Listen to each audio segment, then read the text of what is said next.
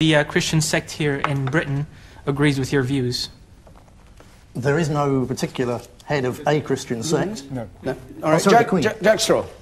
The Daily Mail and other papers should be free to publish within the law, and they were entitled to publish this. I regarded the article as odious.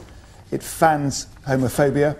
And my belief is that we will only get a decent society if we do respect people's differences.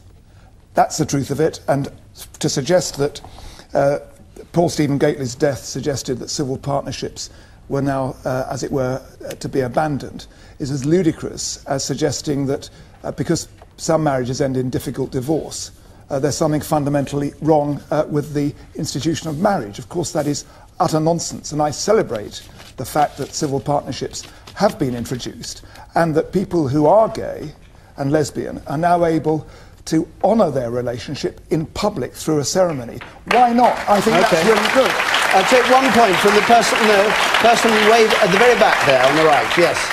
Quick point, if you would. Hello. As a person in a civil partnership and a homosexual, Mr. Griffin, I can tell you that the feeling of repulsion is mutual. I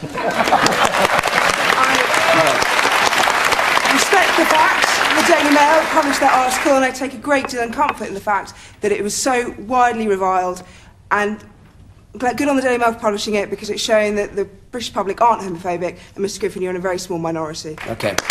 We're coming towards the end of the programme. We've only got a few minutes left. I want to go back to this programme itself and whether this programme was the right programme for Question Time to put on, with a question from Pat Connaughty, please. Pat Connaughty.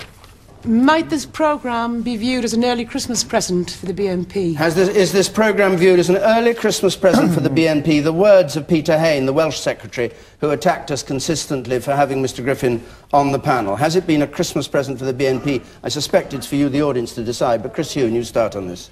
Well, clearly, we have to be it is a Christmas present for the BNP, but I think that when a party gets to a certain stage in our democracy and elects people at national level, as the BNP has done, we have precedents for this from the UK Independence Party and from the Green Party. I don't think I want the BBC or our broadcasters deciding who should be allowed to say something and who shouldn't. Okay. I think that it has to be respected. Bonnie Greer? My dear late mother-in-law, who I was the first black person she ever met. My late father was the second black person she ever met. This woman was a true Brit, total common sense. Please don't tell me looking at a television show would have her take this man's party to her bosom. The British people have got too much common sense. Okay. Sally Navasi. I don't think I can put it any better than Bonnie, but I don't think it's been a Christmas present. I think if you look at this audience and if you look at the reaction that there's been out there in the British public, they're absolutely appalled by the values of Mr. Griffin. But in a way, I'm glad that this programme has taken place, because actually Mr. Griffin hasn't been able to put forward his normal PR version of who he is, but he's been exposed for what he really is. Okay.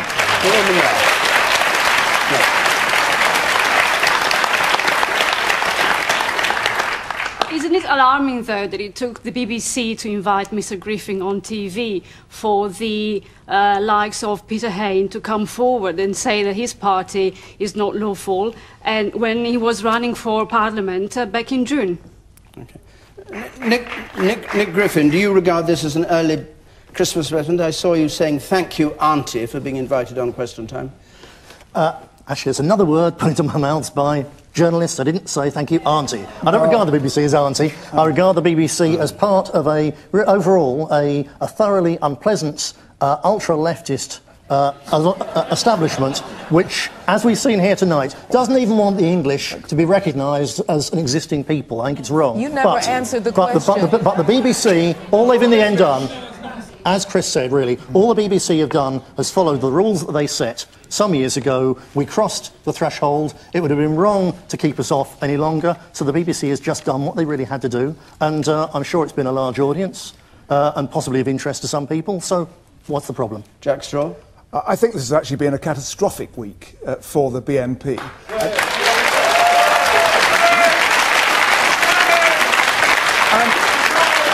Because for the first for the first time, the views of the BNP have been properly scrutinised. People are going on to YouTube, going onto the web, finding out the true views of the BNP, and it's what we see here is a fantasising conspiracy theorist, man who defines his politics by race rather than by moral values. And the British people will have nothing to do with that. Now, particularly, they know about it. Okay. So, I'm sorry to those of you trying to get in. I've got to stop because our time's up. It's the end of our hour of question time this week. So, next week, Llandudno, with on the panel Jackie Smith, the former Home Secretary, and the broadcaster and Strictly star John Sargent. And the week after that, we're going to be in Reading. If you'd like to come either to Llandudno or Reading, the number 0871 626 9988, or visit our website and apply there. This edition of the programme can be seen again on BBC iPlayer, of course. It just remains for me to thank our panel and all of you who came here to take part in the programme from the BBC's Television Centre in London. Good night.